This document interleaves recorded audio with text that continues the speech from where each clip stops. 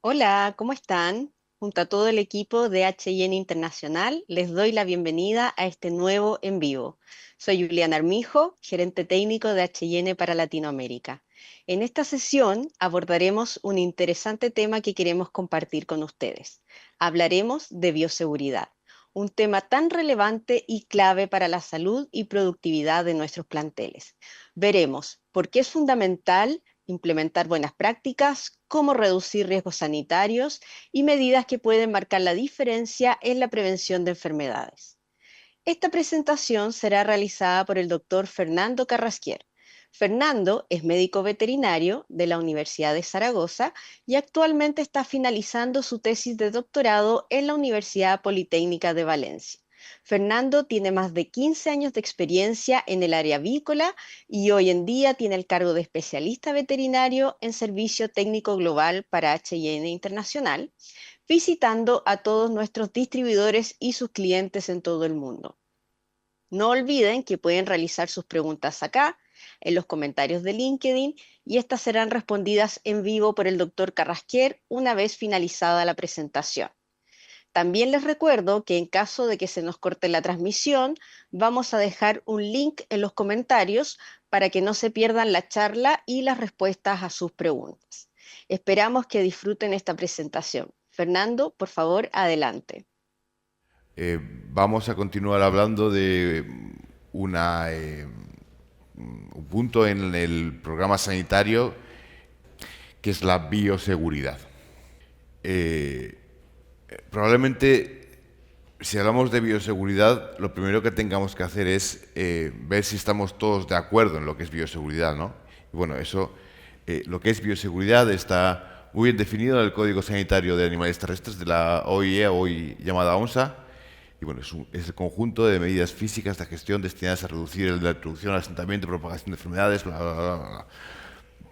De acuerdo, las definiciones son interesantes, el texto es interesante, pero si me preguntan a mí qué es bioseguridad o de qué se compone la bioseguridad, yo les diría más bien esto, ¿ok?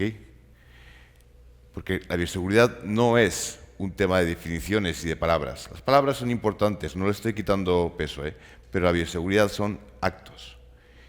Y la bioseguridad es algo que muy desgraciadamente solemos relacionar con los veterinarios. Y sí, hace falta una parte de conocimiento veterinario para tener un buen programa de bioseguridad. Pero cuidado, que para mí la cultura de empresa, la logística de procedimientos y sobre todo el sentido común también es una parte esencial de un buen programa de bioseguridad. La bioseguridad también tiene distintos niveles, ¿ok? Normalmente hablamos de bioseguridad y nos quedamos a este nivel, nivel granja. Pero cuidado, porque ahora tanto Richie como Ever hablaban de la bioseguridad a nivel comunidad. Cuidado porque existe otro nivel, que es el nivel país. Si ustedes van, por ejemplo, a un país como Finlandia, se van a encontrar que prácticamente no se vacuna de nada. No vacunan de Newcastle. Bueno, ahora recién empezaron a vacunar de bronquitis. ¿Ok? Porque ¿dónde hacen ellos la bioseguridad? ¿A nivel granja? Sí, pero sobre todo a nivel país. Es decir, es imposible introducir animales a Finlandia si no pasas por un sistema de cuarentena que funciona muy estrictamente. ¿Ok? O sea que también hay niveles de bioseguridad que son a nivel de país. Nosotros, cuando hablamos de bioseguridad, nos gusta, digamos, hacer como subdivisiones, ¿ok? Hacer pequeñas partes para quizá poder entenderlo mejor. En primer lugar, hablamos de categorías de bioseguridad, ¿ok? Entonces, como lo tengo aquí, hablamos de una categoría diseño, una categoría equipamiento y una categoría operaciones. La bioseguridad en el diseño de las granjas, es muy importante. Y el primer punto es, ¿cuál es la ubicación de la granja? ¿Okay? Esta foto es de la región, esta foto aérea es de la región de Guadalajara, pero muy probablemente también podría ser una foto de la región de Bastos, o de Santa María, en Brasil, o de Peligro, en Argentina. eh, o Cochabamba. Si iniciamos una nueva granja aquí y todas estas granjas están positivas a la laringotraqueitis, ¿qué nos va a pasar? ¿Qué bioseguridad podemos tener? Bueno, tendremos que contar que al menos en cuanto a la ubicación tenemos una situación muy complicada. Quizá para tener los mejores costes productivos no sea una buena idea iniciar una nueva granja aquí, sino buscar un lugar en el cual es más fácil tener una buena bioseguridad. El diseño de la granja también es importante. Y no me malentiendan, yo sé que tenemos un vicio en la agricultura de puesta, que es trabajar en producción, que es trabajar en granjas multiedad. Y lo hacemos porque es muy beneficioso a nivel de costes. Y los costes es el mayor director de la industria del huevo. Somos una industria que se basa en costes. Y este tipo de diseños tienen una reducción de costes importante, porque diluyen el coste del centro de clasificación. Pero a nivel de bioseguridad son muy complicadas. Son mucho más complicadas que un sistema de una sola edad. En algunos países, como en Holanda, en los cuales no se clasifica en el mismo sitio que se produce, trabajan en una sola edad y la diferencia es salvaje. También les digo que una cosa es trabajar en multiedad y otra cosa es trabajar en multidesastre. Esta es una granja multidesastre. Esto es Rusia. Esto son 2 naves de producción. Esto es una recría. Esto es producción. Esto es una recría. ¿Okay? Y por lo menos esta granja no tenía reproductoras. Pero si tuviese reproductoras, probablemente las reproductoras estarían aquí. Hay muchas granjas en Rusia, sí. Los rusos tienen la manía de vacunar Newcastle con cepa sota, pero utilizan 5 veces la dosis por agua. Con lo cual, cuando cualquiera de estos galpones se contaminaba de micoplasma, sobre todo las pollitas, veías unas explosiones de problemas respiratorios con unos sacos aéreos que prácticamente eran un bistec. O sea, prácticamente los podías sacar, el saco aéreo lo podías sacar y hacerlo a la parrilla, porque tenían este grosor. ¿Ok? ¿Por qué? Porque no estaban trabajando con lógica. Esta misma granja en multiedad, si separamos la recría y dejamos solo 4 edades, va a funcionar mucho mejor. Hablamos también de otra categoría, bioseguridad de equipamiento. Para tener una buena bioseguridad necesitamos equiparnos con una serie de material, edificios, que tienen como objetivo la bioseguridad. Y hablamos de mucho, hablamos de contenedores de aves muertas, de desinfección de vehículos, de silos de alimento también, por supuesto, de los pediluvios, la cartelería. También es un elemento de bioseguridad, un equipamiento de bioseguridad muy importante. Las estaciones de cebo para roedores, las cercas, la estación de agua, por supuesto que sí. Hay una serie de equipamientos que las granjas deben tener si queremos trabajar en buena bioseguridad. Pero caballeros, señoras, no se engañen. Quien hace la bioseguridad son los trabajadores. Los trabajadores de la granja. Quien hace la bioseguridad no es el veterinario de la explotación.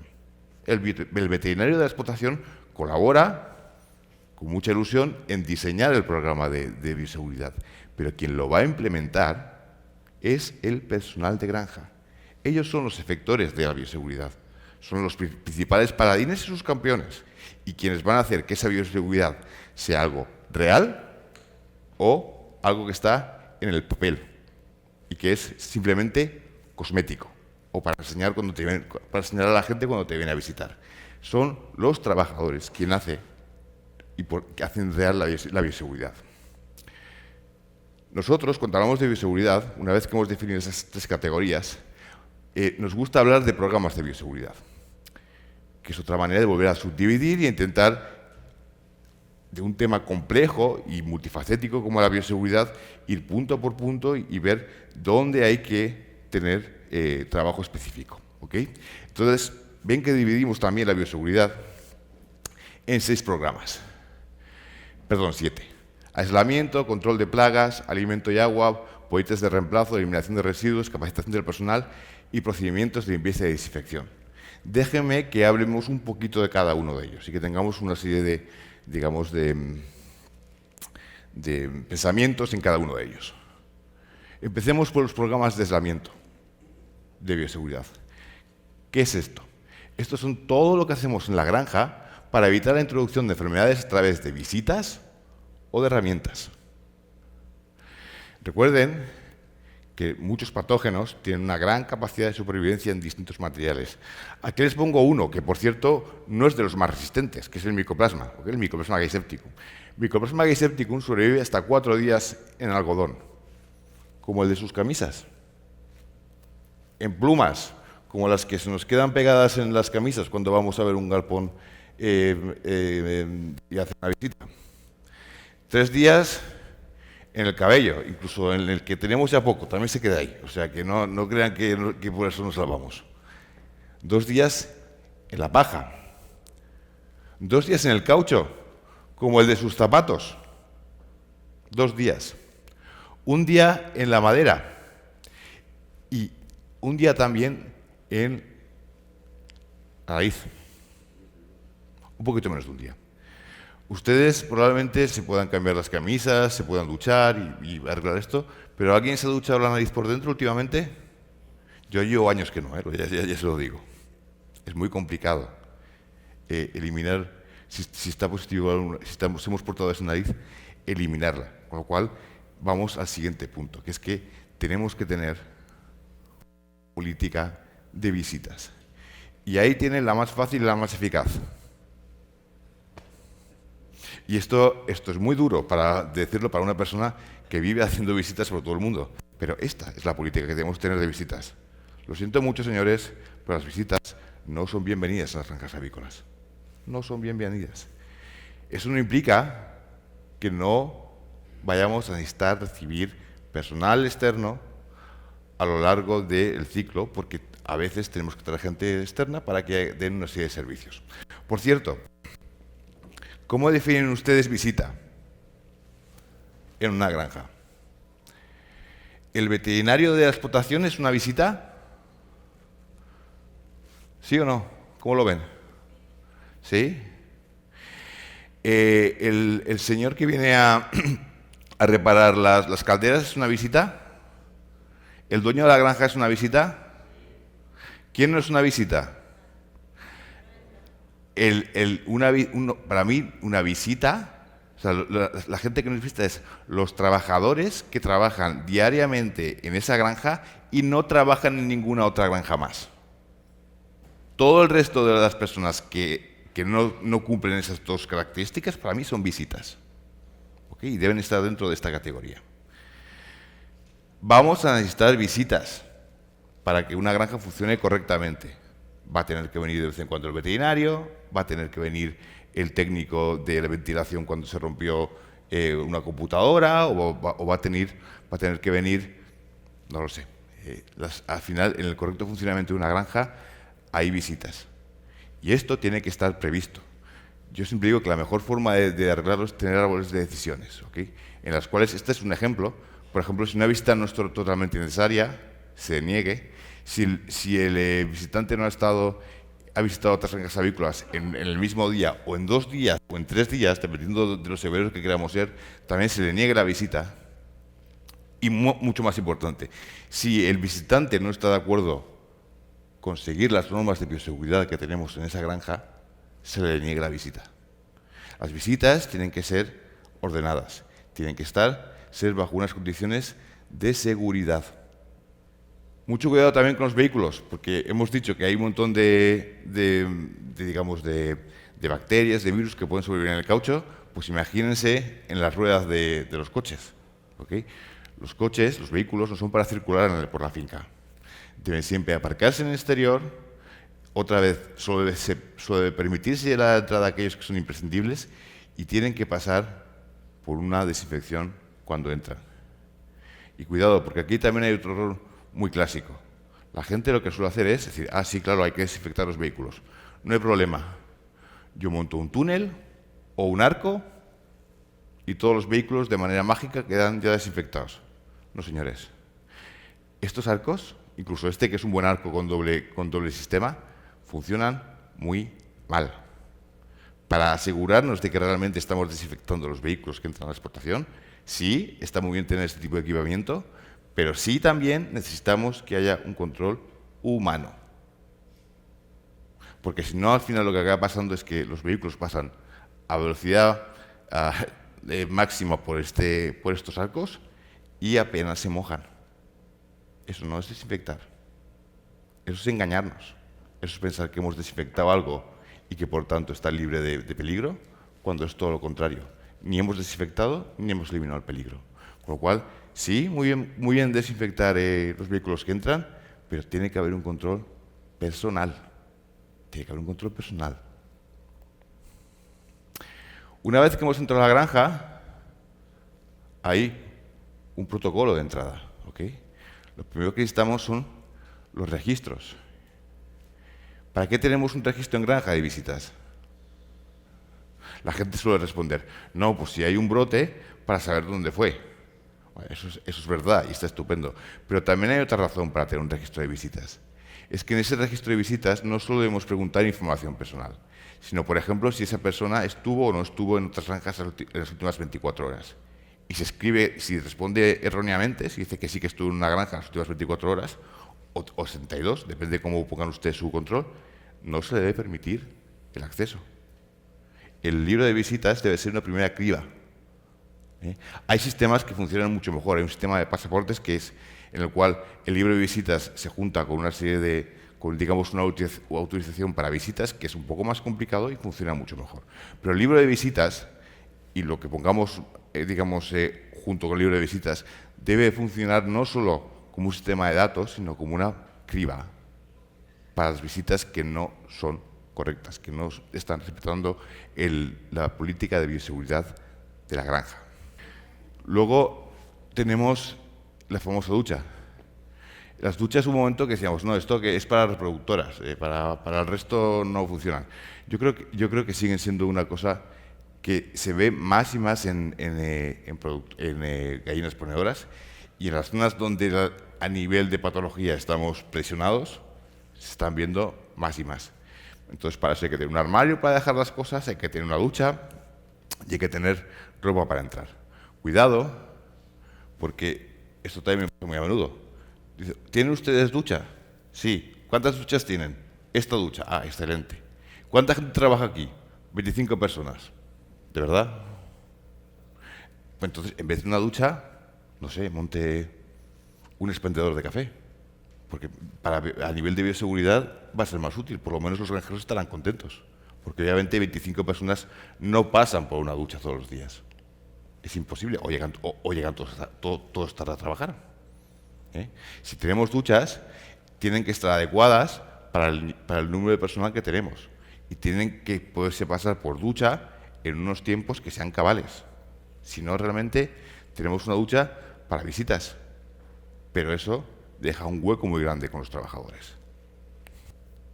Me he dejado aquí una parte, pero es que voy a volver luego. ¿De acuerdo? Otra vez lo mismo. Material. ¿Cuál es el material o el equipo que se desinfecta mejor? La mejor desinfección posible para un material, para un equipo, para unas llaves. ¿Cuál es la mejor desinfección que podemos hacer? No entrarlas. No entrarlas. Efectivamente. Si las entramos, el equipo tiene que estar desinfectado. Y mucho cuidado con los móviles, porque hemos llegado a un momento en estas sociedades que podemos ir sin ropa, pero no sin móvil. Y a veces los móviles, bueno, pues también dejarlos fuera tampoco pasa nada si vamos a hacer una visita correcta. Y por supuesto, lo ha dicho el doctor Evertrenchi más de una vez en su charla, los Mappels, las bandejas de huevos. Estas cosas normalmente van de granja en granja, te quiero decir, son como los marineros de la avicultura, o sea que y son de un material que no se puede desinfectar, ¿okay? O que es de muy difícil desinfección. Los de plástico, pero la mayoría son de este tipo de cartón, esto es de muy complicada desinfección. Con lo cual, si los estamos haciendo recircular entre las granjas, eso es un error tremendo. Es un error tremendo. Es una vía de entrada de infecciones tremendo. Eso no debe pasar. ¿ok? Otra más. Ya hemos entrado a la granja, estamos dentro, ahora vamos a entrar a un galpón. Y nos encontramos con los famosos pediluvios, como este, que yo me lo encontré en un país que no voy a decir, ¿ok? ¿Ustedes qué piensan que va a pasar después en mis pies después de que yo pase por este pediluvio? ¿Que estarán mis botas más contaminadas o menos contaminadas? Pues sí, señor. Fíjese, este es un trabajo en el cual midieron el porcentaje de cambio en los recuentos totales de bacterias del hisopado en el calzado tras el paso por un pediluvio en incubadora, que es probablemente lo más limpito que tenemos en agricultura, ¿ok? Ni siquiera en granja, en incubadora, con distintos productos, fenol, amonio cuaternario, agua. Bueno, agua es el control.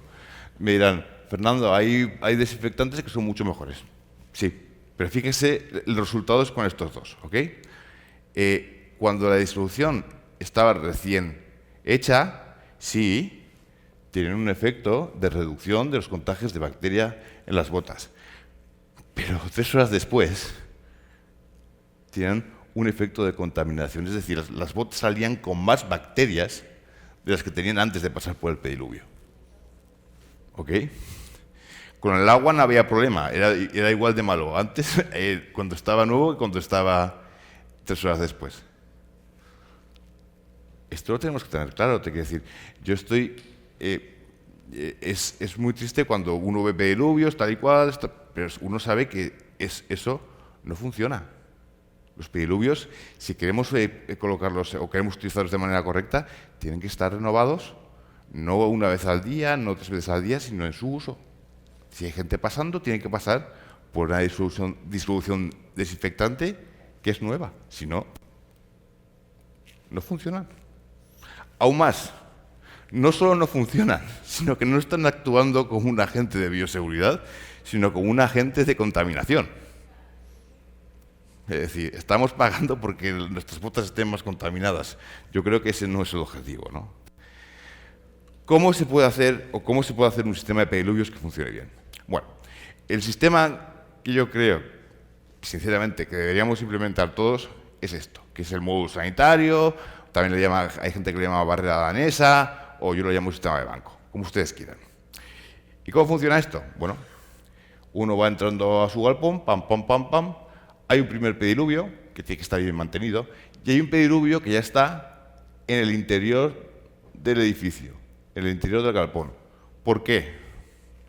Porque si yo lo pongo aquí, le puede llover encima, probablemente va a haber más insectos en el exterior, es decir, va a tener menos vida útil. Yo entro a una zona, ¿ok?, que está con unas vallitas.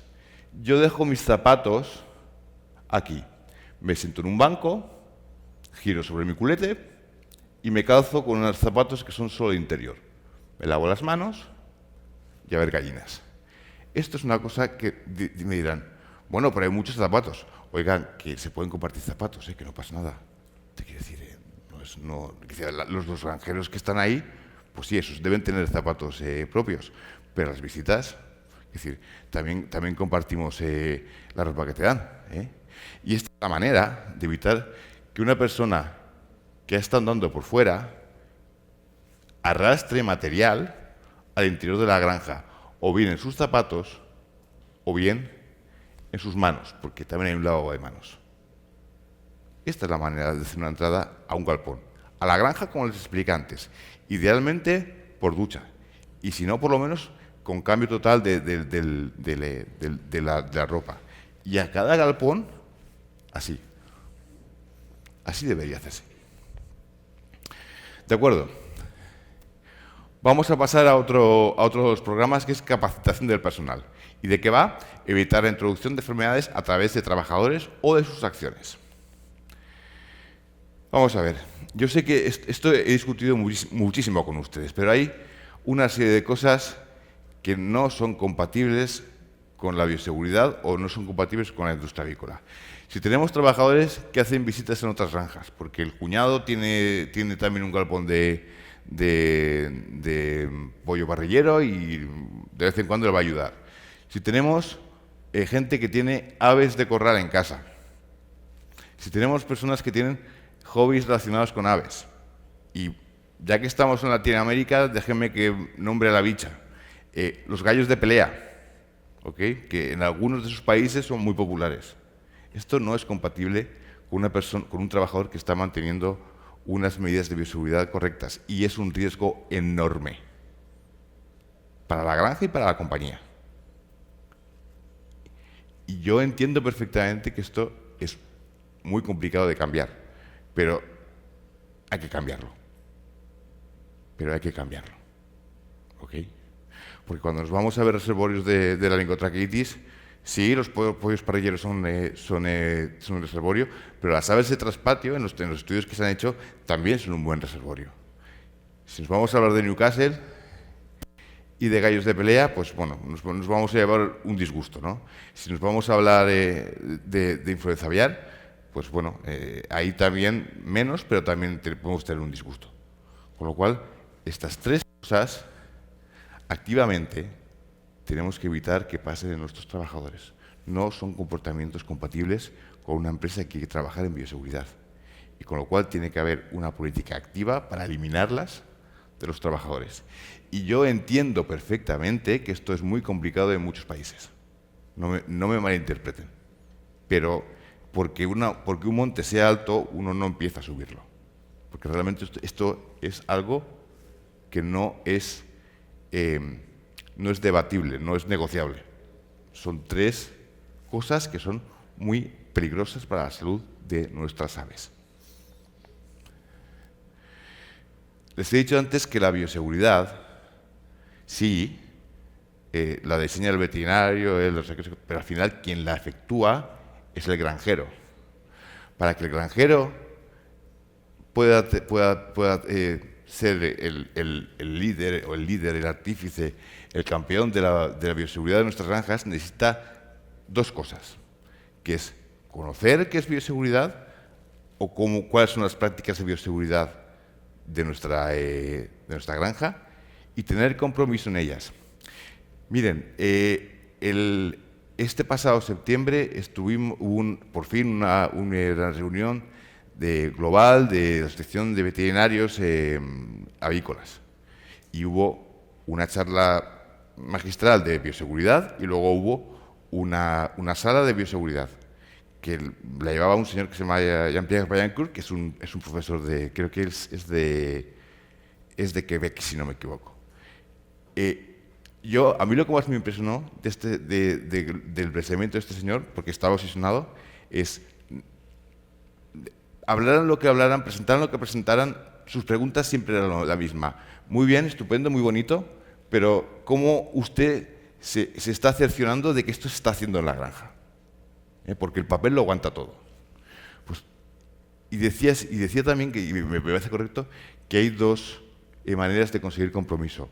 Uno es la pedagogía, la psicología, es decir, trabajar con los trabajadores para que entiendan que cumplir la bioseguridad es bueno para la empresa, pero también es bueno para ellos, porque si no hay bioseguridad hay enfermedades, y si hay enfermedades a largo plazo no hay trabajo. Y el segundo es la tecnología. Y ya ahí es más complicado. Cámaras, sensores, que es otra vía de trabajar. Las dos son útiles. Yo voy a poner un tercer punto, que es la facilidad. Porque yo puedo tener un granjero que sabe lo que tiene que hacer, que está totalmente comprometido con lo que tiene que hacer, y sin embargo puede cometer errores. Con lo cual, las normas de bioseguridad tienen que ser fáciles de cumplir. Y les pongo un ejemplo. Esto es un trabajo de Manon Rassicot, que también trabaja con Jean-Pierre Vaillancourt, que yo no sé cómo lo consiguieron, pero consiguieron meter cámaras en granjas de Canadá y filmar cómo la gente entraba y salía de los galpones y si cumplían o no cumplían las normas de bioseguridad. Aquellas granjas que tenían un simple pediluvio versus aquellas que tienen el sistema de banco, el que les he explicado antes, bueno, las granjas de banco tenían un 13% de que la persona que entrara de manera correcta. Un 13 significa que es 13 veces más. 13 veces más, es una barbaridad. ¿Por qué? Porque si yo pongo aquí un pedrullo pequeño, es muy fácil que simplemente lo esquive. O que esté pensando en otra cosa y no lo pise. Pero esto es tan evidente que si yo lo evito, es que lo estoy evitando a posta. Estoy evitando el error. Estoy evitando el error. Cuando las visitas eran cortas, era 2,40 veces más posible que tuvieran un error. Porque cuando visita corta son menos de 17 minutos. Efectivamente, cuando uno va a hacer una visita larga y tiene tiempo para hacer las cosas, pues se equivoca menos. Si uno va a hacer una visita larga corta porque se ha roto algo o porque va muy rápido, pues es más fácil que se equivoque. Cuando había un observador presente o cuando la persona que entraba sabía que estaba siendo observado, era casi 5 veces más probable que respetara las normas de entrada al galpón. Resultados muy similares con firmar o no firmar el libro de registro. Si había habido capacitación del personal, era 5 veces más fácil. Y cuando... perdón, este está mal. Este es visita corta contra visita larga. ¿Okay? Cuando era una visita larga, era 5 veces más probable que sí cumpliera las normas. Y cuando había un observador presente, también 5 veces más probable que la persona firmara el libro de visitas. Es decir, conocimiento, compromiso, pero luego hagamos las cosas fáciles. Si ponemos normas de bioseguridad que son tremendamente complejas, al final la gente, aunque sepa y quiera, se la salta. Se la salta porque la vida pues, es más complicada que saber y querer. ¿Okay? Me gustaría también hablarles del programa de control de plagas, que es cómo evitar la introducción de enfermedades a través de roedores, aves o insectos. ¿Okay? Con los roedores seamos claros. Si tenemos una plaga de roedores en nuestra granja, son ellos los que deciden qué enfermedades tenemos en la granja, no nosotros. Si ustedes tienen una plaga de roedores en la granja, otra vez lo voy a repetir, los jefes son ellos. En el papel pone que el dueño son ustedes, pero a nivel de enfermedades, los dueños son ellos.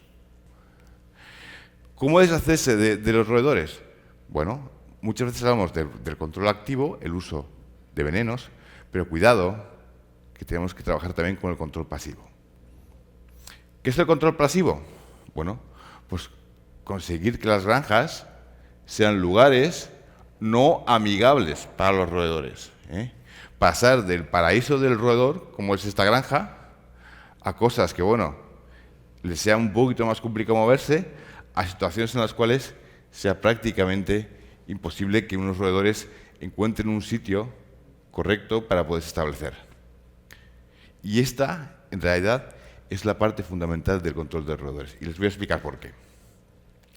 Porque los venenos que vamos a poner, los cebos con veneno, sí que matan a los roedores. Fijaos, aquí tenéis varios de ellos. Borifacum, Boridolona, Diphenocacum, Chlorfacinona y Warfarina. ¿Okay?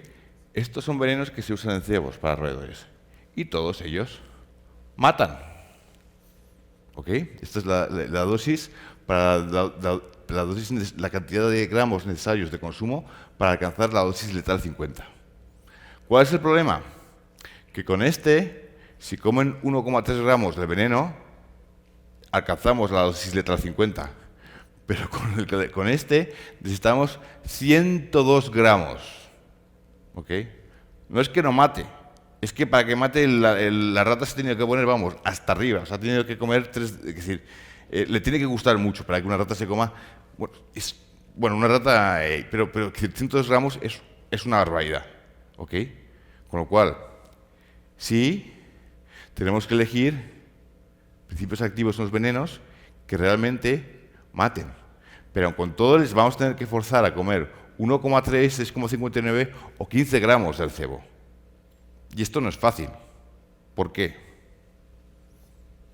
Porque en las granjas tenemos una cosa que, caballeros, está mucho más rica que el cebo, que es el alimento de las aves. El alimento de las aves. Entonces, el posicionamiento de los cebos siempre tiene que estar entre la zona entre la casa del roedor y el alimento. Si ellos encuentran antes el alimento que el cebo, no se equivoquen. no son tontas. No van a decir, no, pues ahora voy a comerme eso de ahí que es rosa y que parece veneno, que está muy malo, pero va, por echar el día. No, no, no lo tocan. No lo tocan. Si encuentran el alimento, ¿para qué van a tocar el cebo? Para nada. Entonces, esta es la parte más complicada y más bonita del control de roedores, que es casi una guerra. Esto es casi como el Cluedo o esta sobre estratego o estos juegos de estrategia. Tenemos que colocar los cebos de tal manera que consigamos que las ratas encuentren antes cebo que alimento. Y por eso es tan importante empezar con un buen control pasivo. Porque si ellas pueden entrar por todos lados, es imposible colocar bien los cebos. Si son granjas que más o menos están bien cerradas y sabemos que van a entrar por la puerta, ¿ok?, o por el tejado, pues ya sabemos que si pueden entrar por esta puerta, pues que si yo pongo cebo, cebo, cebo, cebo, cebo, es muy probable que cuando entran, que por cierto las ratas tienen muchas virtudes, pero también muchos defectos, y no son precisamente valientes, ni les gusta correr en una zona que no conocen. Con lo cual, una rata que entra a un galpón, lo primero que va a buscar es resguardo. Si yo tengo cebaderos bien colocados, va a entrar al cebadero. Y si el veneno está dentro, lo va a comer.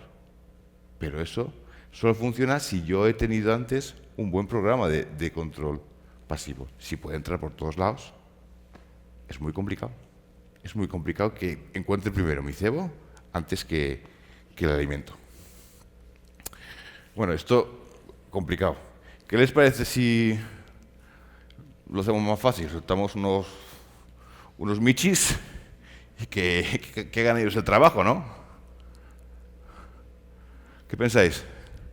¿Seguimos con el tema de los venenos o que trabajen los michis? Michis sin comida, venga, michis que coman. ¿Qué? ¿Quién vota por los michis? Seamos claros. Los gatos, sí, son excelentes cazadores, pero nosotros tenemos una granja industrial con toneladas de alimento todos los días. Eso significa que esas toneladas de alimento pueden permitir que cientos, miles de ratas se desarrollen en el galpón. ¿Cuántos gatos necesitamos para controlar esa población? Acordaos, cualquier estrategia de control que se funcione con presa depredador siempre tiene un límite, que es que un depredador puede matar un número de presas, no más. ¿Cuántos gatos necesitamos? Porque claro, si me decís que para controlar los roedores tengo que meter 25 gatos, 150 gatos, entonces el riesgo de bioseguridad ya no son las ratas, son los gatos que están entrando y saliendo del galpón. ¿Ok? Y aparte, acordaos que lo decíamos antes, sobre todo con el tema de influenza aviar, cuidado, porque el tema está cambiando. Y, por ejemplo, esta primavera pasada hemos tenido un montón de casos en Polonia de influenza aviar, de H5N1, en gatos. En gatos. Pero no solo es Polonia. Los coreanos, esto es Corea, aquí están, todo el mundo le muestra un michi. Los coreanos también han tenido problema y es peor, ellos han acabado, lo que pasa es que yo no lo he visto publicado, pero es lo que dicen, ellos acabaron relacionando los problemas de influenza aviar en gatos con alimentos basados en pollo que no estaban tratados térmicamente. Es decir, cuidado con los gatos, que por lo menos a nivel de influenza aviar ya no solo son un vector mecánico, sino que probablemente estén jugando algún rol más. Entonces, los gatos no son un animal que deberíamos tener en las explotaciones. Los perros tampoco, sinceramente. El único pero que pongo con los perros es que en algunos países los perros juegan un factor fundamental, no en la bioseguridad, sino en la seguridad, sin bio, ¿ok? Entonces, bueno, pues uno tiene perros pues porque si no le entran malandros y es mejor. Y los malandros normalmente no respetan las normas de bioseguridad, con lo cual yo no conozco ningún ladrón que entre a una granja y primero se duche. Eso no pasa, ¿no? Entonces, bueno, en ese caso vamos al mal menor. Ok. Las aves silvestres. Roedores voladores, aún peores, ¿no? Quiero decir, bueno, todas las naves avícolas deben ser a prueba de pájaros. Esto es una cosa muy importante, ¿ok? No debemos atraerlas con derrames de alimento u otros y no debemos permitir que aniden en las instalaciones. Antes Ever enseñaba esa foto tan bonita de las granjas antiguas con árboles para hacer un control ambiental. A día de hoy no queremos árboles en las granjas, porque no queremos que haya sitios de anidación alrededor de los galpones. Y por último, los insectos, y sobre todo los ácaros, ¿eh? Cuidado porque funcionan como transmisores, ¿ok? De un montón de enfermedades. Yo os pongo una, que es la Salmonella gallinarum, ¿eh? Esto es una prueba de unos italianos relativamente reciente en la cual infectaban en un aislador a unas gallinas con Salmonella gallinarum, obviamente se morían, luego metían unos ácaros rojos, recuperaban los ácaros rojos, le pasaban solo el ácaro rojo a otro aislador con gallinas y estas gallinas desarrollaban Salmonella gallinarum. Es decir, con la picadura. De hecho, hay otro artículo en el cual se demuestra que no solo eso, sino que son capaces de transmitir Salmonella gallinarum entre generaciones de ácaros rojos. ¿Ok? O sea que, cuidado porque, bueno, a veces no pensamos cuán importantes son los insectos y para algunas enfermedades juegan un rol fundamental y hay que tenerlos bajo control. Ok. Siguiente programa. Alimento y agua. Evitar introducción de enfermedades a través de alimentos o agua. ¿Ok? Primer punto. Lo decía el estimado doctor Paz, que ¿por qué no hablábamos más de agua? Efectivamente, Freddy, estoy totalmente de acuerdo. Tenemos que hablar más de agua y de calidad de agua. La calidad de la fuente de agua es realmente importante, ¿ok? ¿De dónde estamos captando el agua? ¿Es un agua superficial? ¿Es un agua de pozo? ¿Es un agua de república? ¿Y esa agua qué calidad microbiológica tiene? ¿Qué calidad química tiene? Y si ha recibido algún pretratamiento. Esto es muy importante. Para influenza aviar, si tenemos una captación de agua superficial, ¡au! Nos tenemos que tomar muy en serio cómo vamos a hacer que esa agua no sea capaz de transmitir esa enfermedad. ¿Ok? Y cuidado, porque aunque ustedes capten agua totalmente sanitizada, agua de red pública perfecta, aun con todo, es necesario que esa agua reciba un tratamiento en la entrada a la granja. ¿Por qué?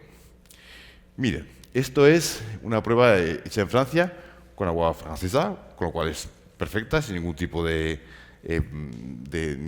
problema de estreptococos, venía con una cloración perfecta, ¿ok? Y la han comparado con un agua de pozo a la cual se le dio un tratamiento de cloro. Entonces, agua de República Francesa, perfecta, versus agua de pozo, sin tratamiento con cloro. El agua en el punto de recogida, efectivamente, la agua de República en Francia es perfecta. Es un agua de consumo en Francia. Perfecta, perfecta. El agua de pozo, sí, venía con algún estreptococo fecal. Bueno, normalmente las aguas de pozo no vienen muy contaminadas, pero algo pueden llevar. Pero ¿qué pasaba en el punto final de la línea de bebida? Es decir, donde nuestras aves están tomando el agua. Que el agua de red pública tiene unas contaminaciones brutales. ¿Por qué? Porque no se había adicionado ningún tipo de higienizante al agua. Y sin ese higienizante, el agua en una granja se deteriora de manera muy rápida. Acordaos, estamos metiendo agua en un sitio que tenemos 20.000, 30.000, 40.000, 50.000 bichos. Por un sistema de tuberías que a veces sí funciona rápido y a veces no funciona rápido.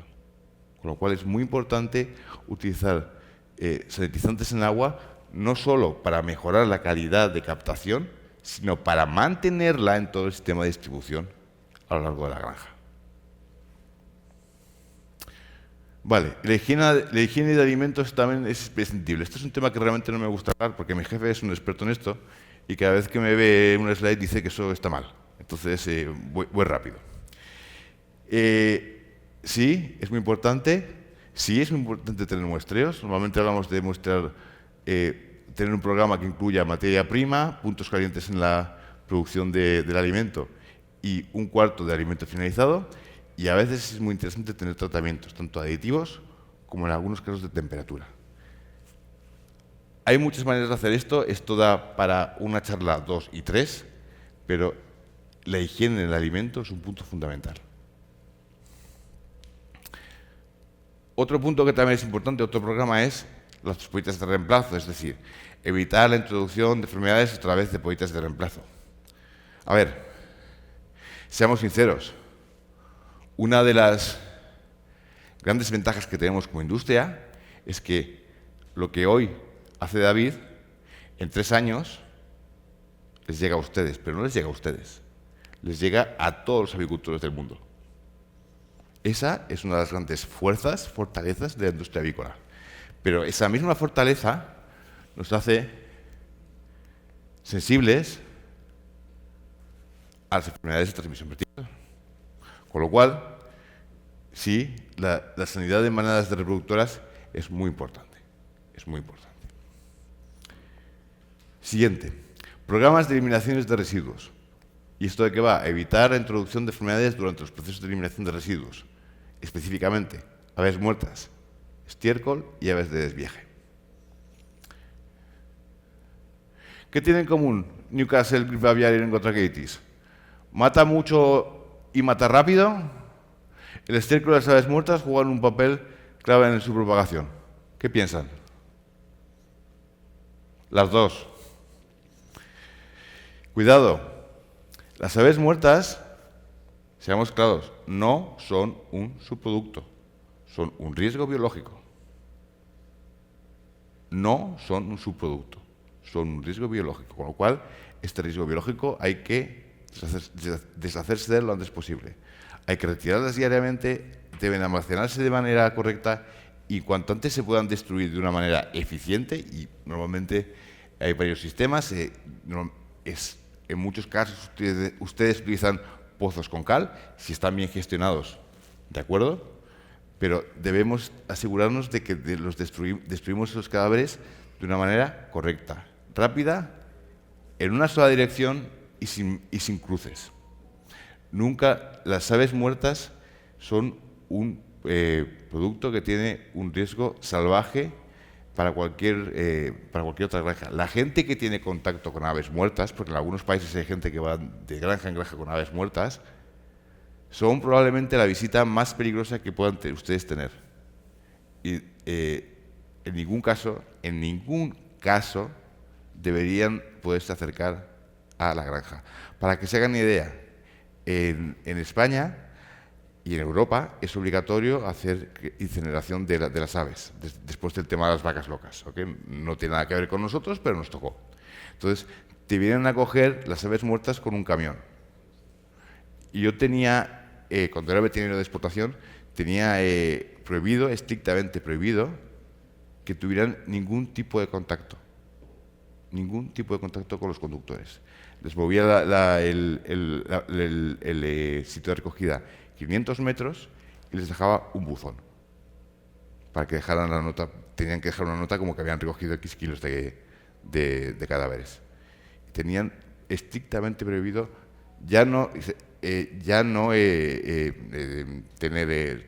hablarles, no, tenían estrictamente prohibido tener contacto con ellos, e incluso les animaba a que no se hicieran amigos, o sea, por si acaso.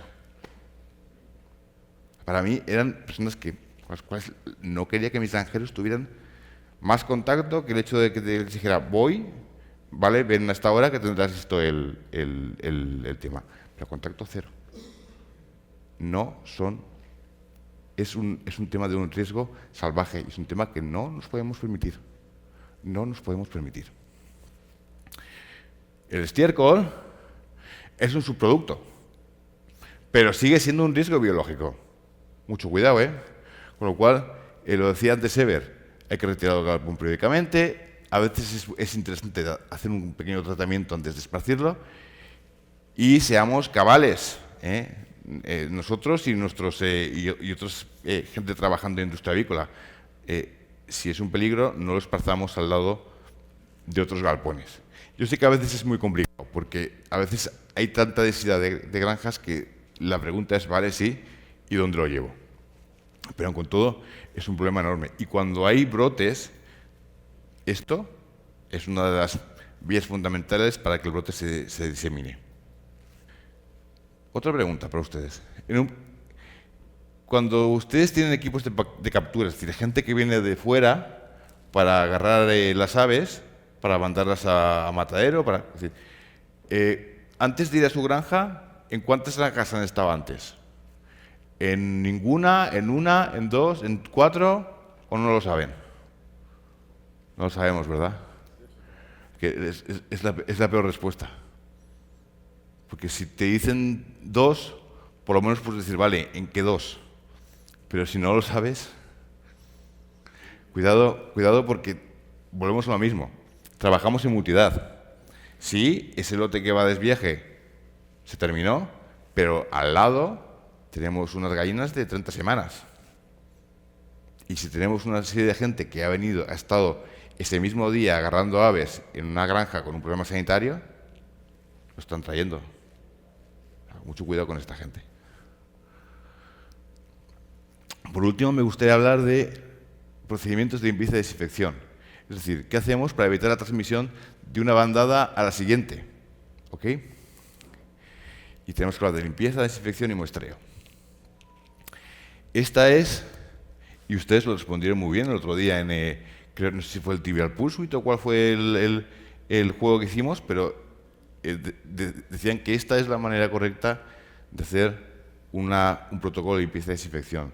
Tenemos una nave sucia, hacemos una preparación, es decir, eliminamos todas las partes groseras de la granja, huevos que quedan, aves que quedan pegadas, todas estas cosas. Hacemos una limpieza en seco, pasamos una limpieza en húmedo. Yo les recomiendo encarecidamente, porque van a ahorrar tiempo y dinero, que utilicen detergente, se limpia mucho mejor y mucho más rápido. Pasamos a la desinfección, hacemos un muestreo para ver qué tal ha ido esa desinfección y ya, cuando el muestreo es correcto, repoblamos. Este es el protocolo que deberíamos seguir. Pero cuidado, la desinfección no es magia.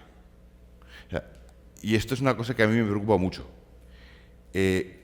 Por ejemplo, es muy común ir a granjas que tienen una especie de sistema de sprays, ¿ok? Entonces, vas como visita y te dicen, no te preguntan ni dónde has estado, te dicen, no te preocupes, que te vamos a desinfectar. Tienen el spray, te pasan por el spray, da igual de dónde venías, pero ya no tienes ningún problema, ¿verdad? Ya estás. Esto es como el sacramento como el sacramento de la ¿cómo se llama? El que cuando vas a pedir perdón, ¿cómo se llama? ¿Sabes? Como cuando vas al cura a la iglesia a hacer tus pecados. La confesión. Es decir, tú entras, es como un confesionario. O sea, tú entras y sales sin mácula lo siento mucho, no es así. No es así. La desinfección tiene tiempos. Primero necesitamos una sustancia química que sea activa contra lo que queremos desinfectar. No todas son activas contra todo. Segundo, esa sustancia química funcionará a una concentración y para una concentración de material orgánico. A más alto es el nivel de material orgánico, peor funciona esa materia activa. Y segundo, cuidado, porque funcionará siempre que haya un tiempo de contacto correcto para una temperatura. Y normalmente a más alta es la temperatura, más corto es el tiempo de contacto. Y entonces se produce desinfección. Mientras no se cumpla todo esto, no hemos inactivado a las partículas patógenas, con lo cual la desinfección no está terminada. Y ya voy a mis conclusiones, porque creo que como de costumbre me he pasado de tiempo. La bioseguridad necesita la participación de toda la empresa, desde el director, desde el CEO hasta los granjeros. La bioseguridad requiere una amplia gama de áreas de conocimiento, pero sobre todo necesita sentido común, que es el menos común de los sentidos, pero es muy necesario para la bioseguridad. Y la bioseguridad funciona mucho mejor si convencemos a nuestros vecinos de trabajar juntos de acuerdo con sus principios. Esto no es una cosa del llanero solitario, es un trabajo en equipo. Es un equipo, es un trabajo de comunidad. Y tengo para ustedes una cosa más que les quiero explicar ya, y ya termino, que es sobre bioseguridad e influenza aviar, que es la siguiente charla que vamos a tener. Les pongo aquí una parte de un trabajo de la EFSA. La EFSA es la Autoridad Europea de Seguridad Alimentaria, que se publicó en 2017, en el cual se hicieron una serie de, digamos, de consultas a expertos en bioseguridad, y se intentó puntuar 21 medidas de bioseguridad con respecto a su efectividad y a lo fáciles que eran de implementar. ¿Ok? Y yo les voy a decir cuáles eran las tres que estaban con más efectividad y con mayor facilidad de implementación. ¿Qué son? Evitar contacto directo con aves silvestres, la cerradura higiénica, el sistema de banco danés que les enseñaba antes, y el acceso restringido a los visitantes. Si realmente, como ponían ustedes el otro día en el juego de ayer, influenza aviar es algo que les preocupa, estas tres deberían estar implementadas en todas las granjas. Porque estas tres van a funcionar en conjunto a el resto de las medidas que se pueden tomar. El resto también son muy interesantes, pero por lo menos las tres que son más efectivas y que son más simples de implementar, estas deberíamos cumplirlas todos. Y con esto termino. Muchas gracias.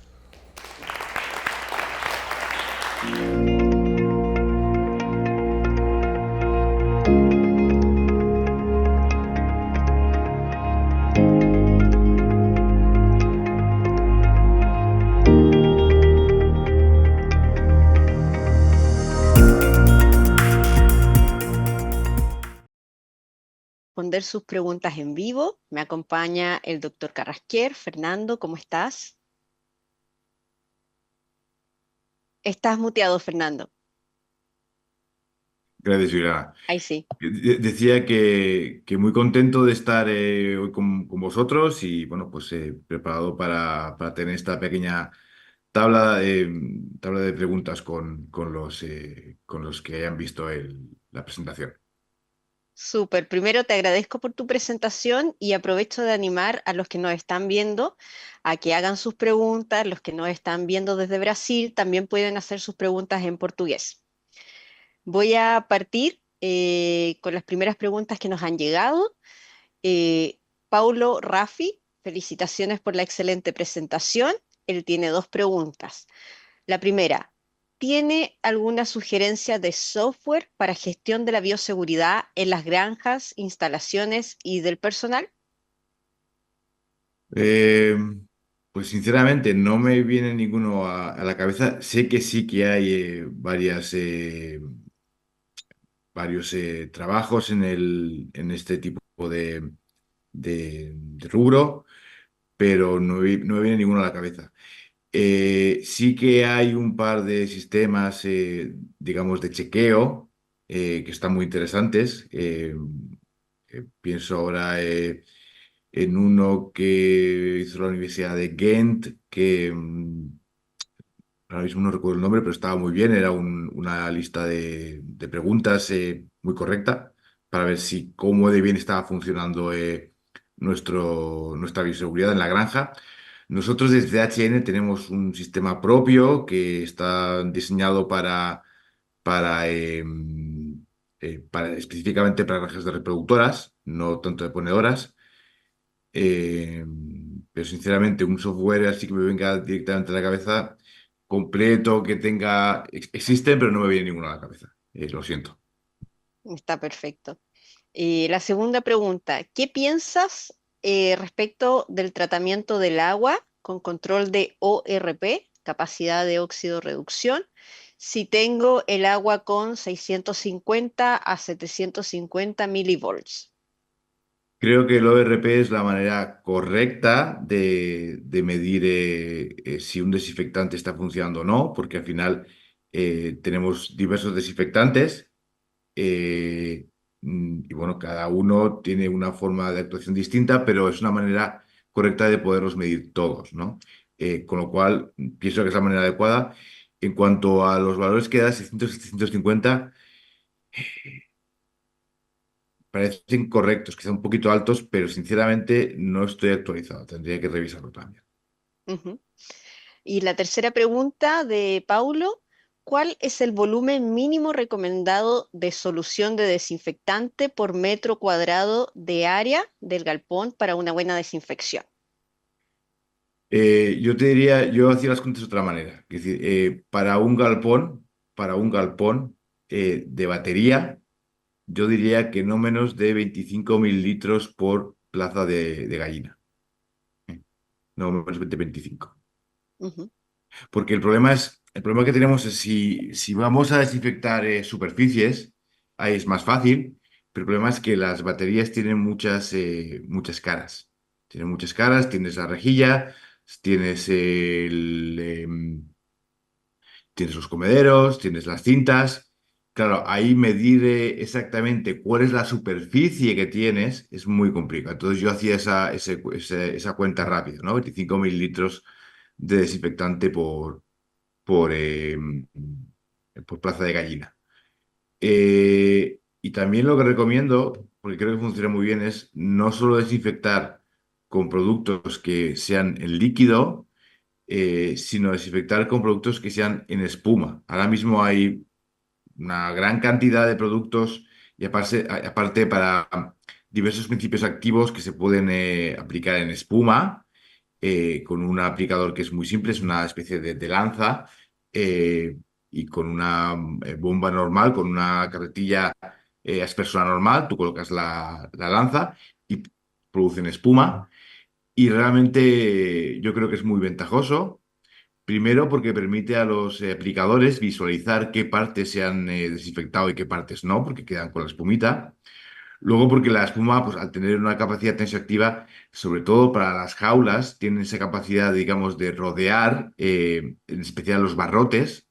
Recordemos que lo que nos pasa muchas veces es que si vamos, cuando estamos desinfectando una jaula, si la parte, digamos, frontal recibe un chorro de desinfectante y esa parte queda con desinfectante a contacto, pero la parte de atrás es más complicado. Al aplicar una espuma, esa espuma, pues esa capacidad tensioactiva va a rodear toda ese barrote. Y yo creo que funciona muy bien. Entonces, esos serían los 25 mililitros por plaza de ave y más para la batería, más digamos, el suelo, si por ahí. Y aparte, intentar intercalar espumas con desinfectantes en agua. Perfecto. John Jairo Mejía nos hace un comentario. Muchas gracias por la información compartida. Excelente charla. La bioseguridad es una inversión no negociable en la industria avícola. Estoy completamente de acuerdo. Todos. Alejandro Salgado nos pregunta, ¿el módulo de desinfección de botas interno, entre paréntesis DANES, es exclusivo para visitantes o también para trabajadores colectores de huevos?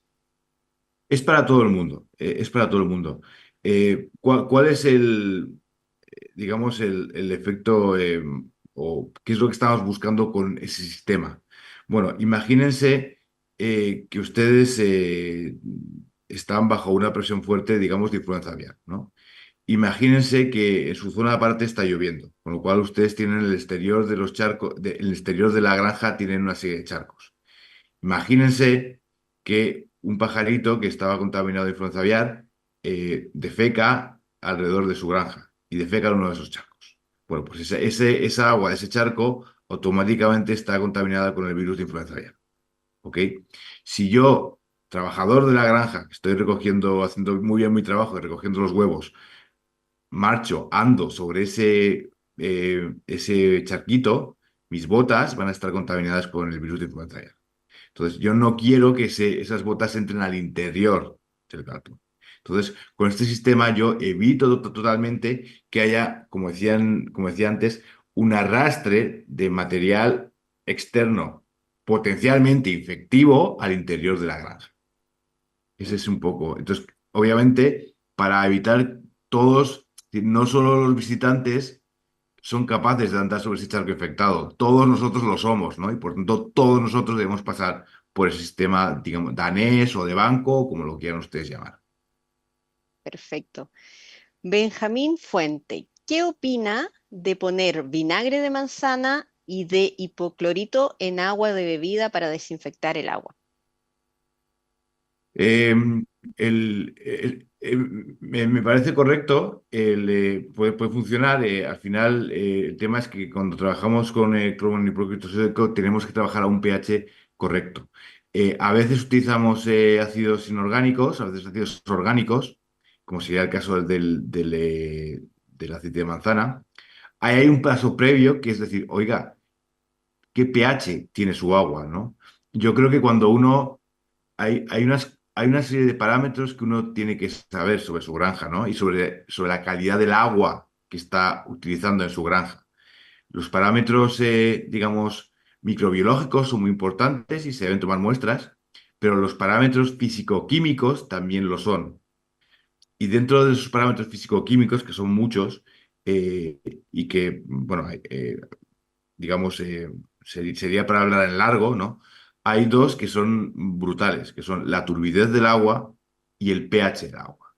La suerte que tenemos es que son dos parámetros que es, así como hay otros que son muy costosos de analizar, porque hace falta enviar agua a un laboratorio certificado y son complicados de analizar, el pH y la turbidez son muy simples de analizar, o son relativamente simples de analizar.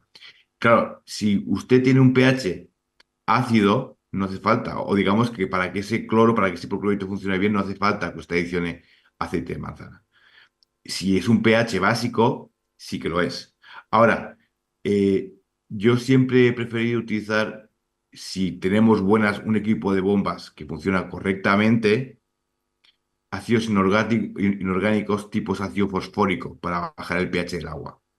Si no tenemos un sistema de bombas que funciona correctamente, un ácido inorgánico un ácido orgánico como el aceite de manzana puede tener su sentido, porque como tiene un pK, digamos que no va a bajar en exceso el pH del agua. Entonces, bueno, en general estoy de acuerdo con el comentario, me puede parecer correcto, pero como todo en la vida, habría que ir al detalle y a la implementación. Ujú, perfecto. Aprovechándome de la pregunta de Benjamín, ¿qué productos nos recomendarías como desinfectantes para el agua? Mira, hay diversos yo creo que la pregunta antes de Pablo Rafi va al punto. Es decir, al final, lo que tenemos que conseguir es un buen ORP. Es decir, ese es el punto, conseguir que tengamos una buena capacidad de oxirreducción, porque eso es lo que va a marcar que ese agua está con un nivel de desinfección correcto y por lo tanto no puede haber crecimiento bacteriano en el mismo. ¿Ok? Em, Tres por ir rápidos. Mira, el cloro a mí me parece, el procurito sódico me sigue pareciendo un desinfectante genial, barato, que funciona más que correctamente.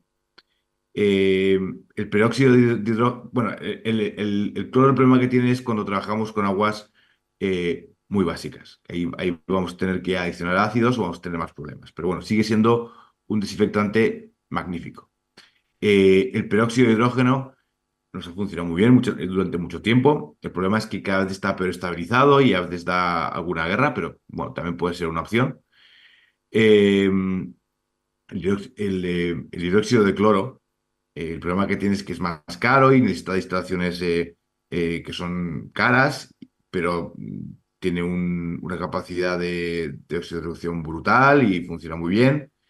O sea que yo me quedaría entre esos tres y esos tres yo creo que funcionan bastante bien. ¿Cuál es el mejor para una granja en particular? Pues bueno, depende de muchas cosas. Del tipo de agua del pH del agua, de lo grande que es la granja. Obviamente nadie debería montar una instalación de producción de, de, mm, de dióxido de cloro en una granja que es muy pequeña porque los costes serían excesivos.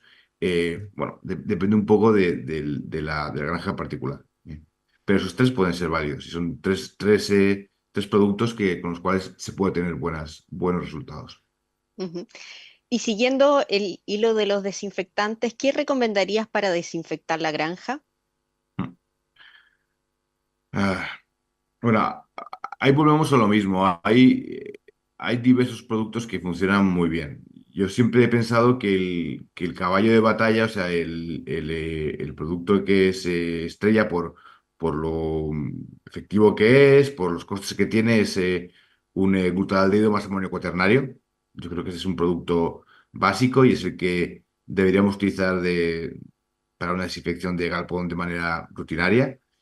Eh, Hay más que funcionan muy bien, ¿eh? Te quiero decir, yo te diría, una glutalamina T puede funcionar bien, un oxidante suave, un oxidante lento, ¿no? Tipo monopersulfato de sodio, era lo que, bueno, el producto comercial, porque nos entenderemos mejor el Albir con ese, ¿no? Que ahora le han salido clónicos, pero ese también funciona muy bien. Y volvemos otra vez al tema de efectividad y costes. Lo que no podemos hacer en ningún caso es, porque seamos claros, en un proceso de limpieza y desinfección, lo que más dinero nos cuesta no es ni el desinfectante ni el jabón, ¿ok? Es el tiempo que tenemos parado el galpón, porque son galpones que tienen un coste, hay que amortizarlos y el tiempo que estamos limpiando y desinfectando es tiempo que no lo estamos utilizando para producir huevos. Y eso es un coste financiero. Entonces, es un coste financiero en el cual debemos incurrir, porque cuando no limpiamos y desinfectamos, al final lo que vamos a tener son problemas sanitarios brutales que sí van a destrozar cualquier posibilidad de tener retorno económico en nuestras granjas. Entonces, es un coste en el cual debemos incurrir, pero debemos incurrir de una manera inteligente. Entonces, si yo limpio, lavo, y- que está correcto. Luego tengo que hacer una buena desinfección. ¿Y para eso qué debo hacer?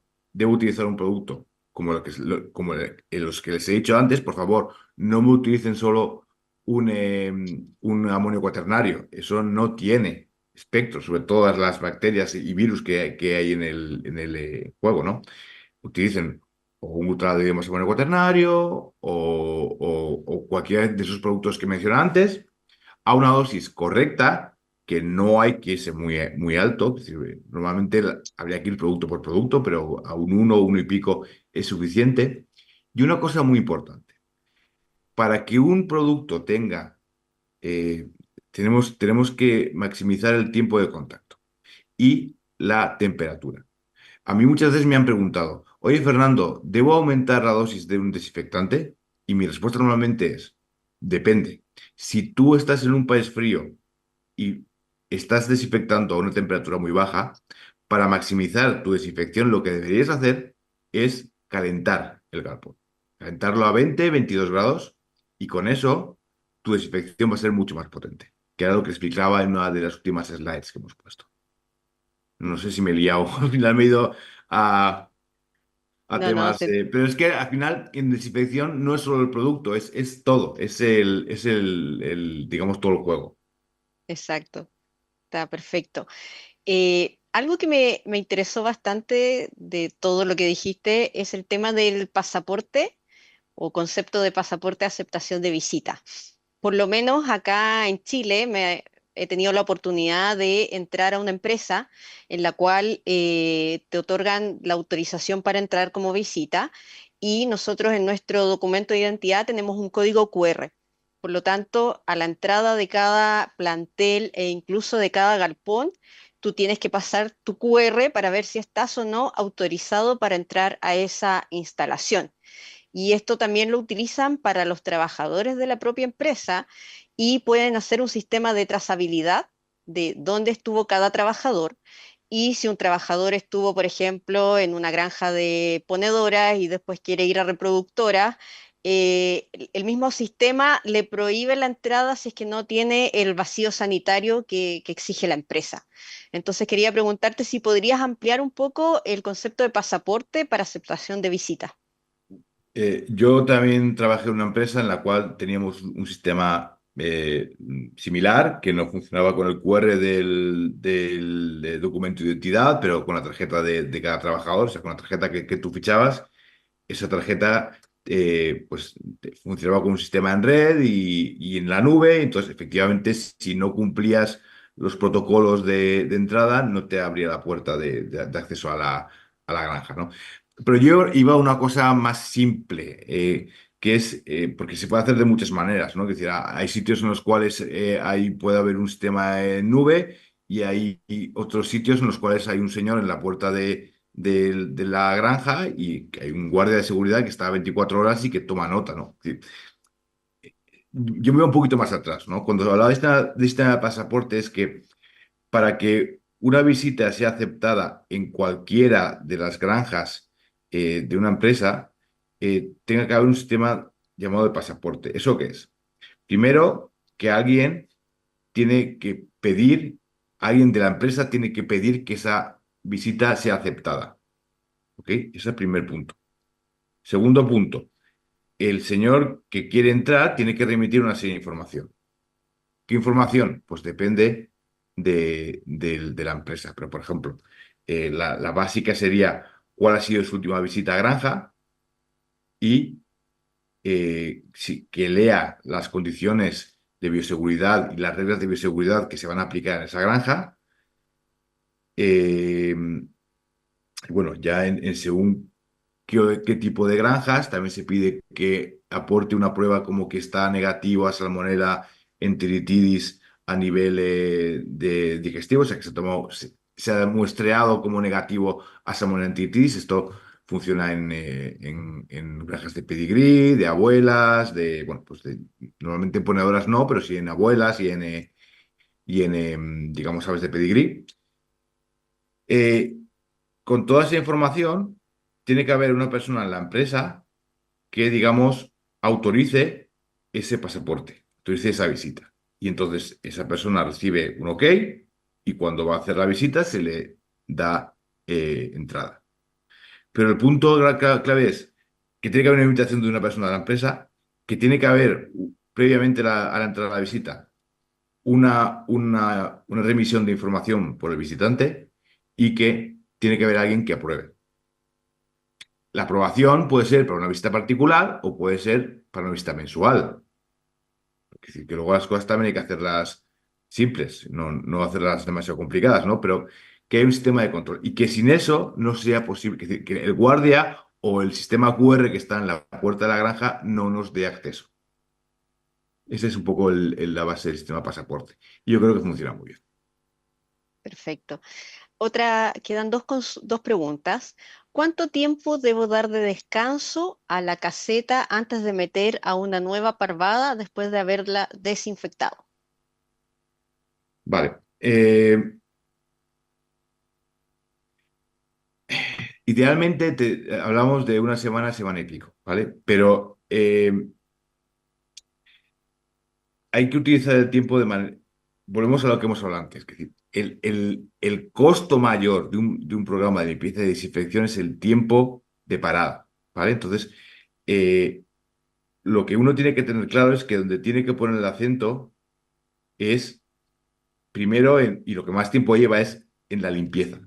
Y si puede, hacer limpieza con agua, con jabón, con agua con detergente. Porque eso nos va a permitir una limpieza mucho más potente y eso va a permitir que la desinfección del galpón sea mucho más potente.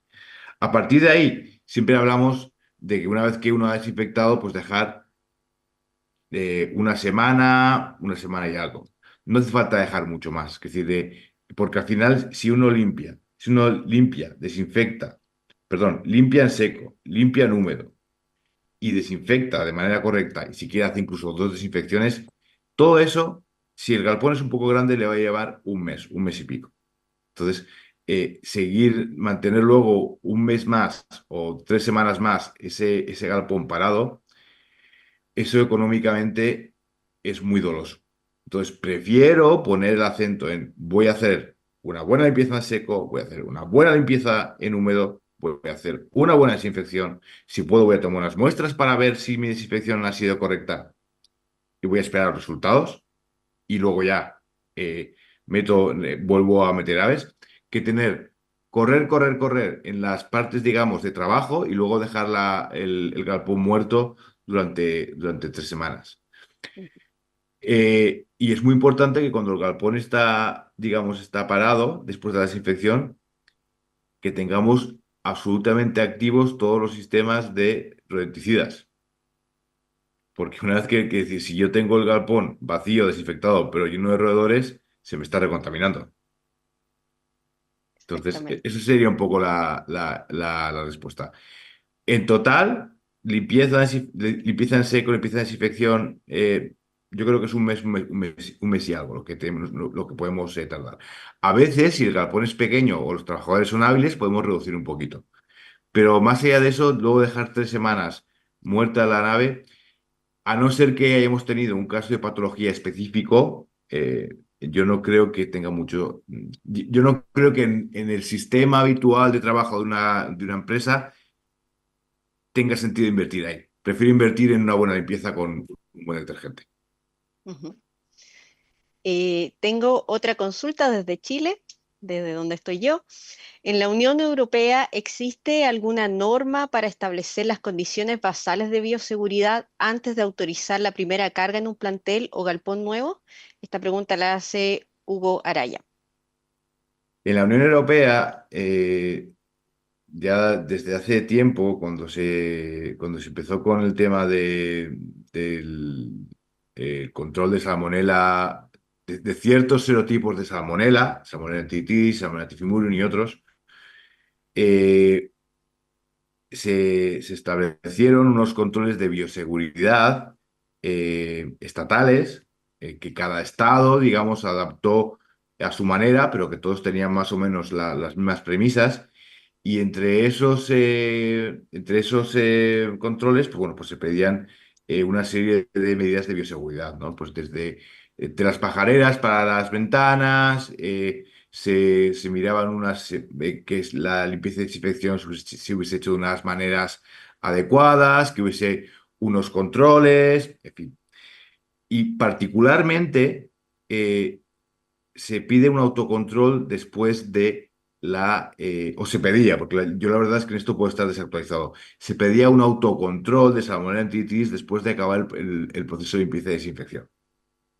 Entonces tú acababas de desinfectar, tomabas una serie de swabs y de pañitos en la nave, mandabas a analizar y eso volvía. Cuando estaba negativo tenías el OK para volver a repoblar la granja. Perfecto.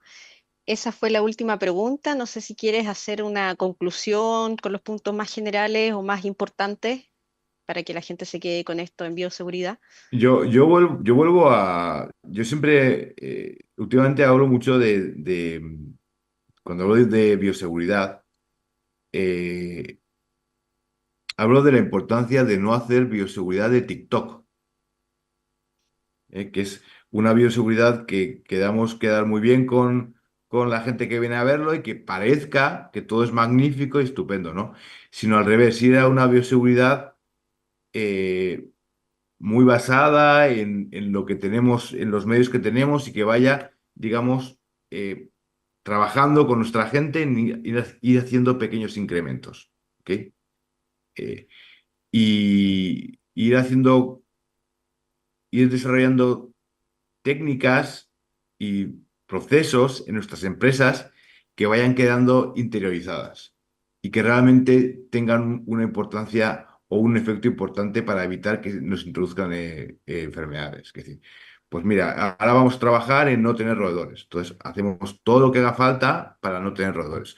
Ahora creemos que tenemos un desastre en los visitantes. Pues vamos a trabajar todos como empresa en desarrollar una cosa que nos haga que los visitantes estén bajo control. Y es ese proceso interno de las empresas las que dan al final programas de bioseguridad que son robustos y que no son para enseñar, sino que son para proteger. Eso yo creo que es importante.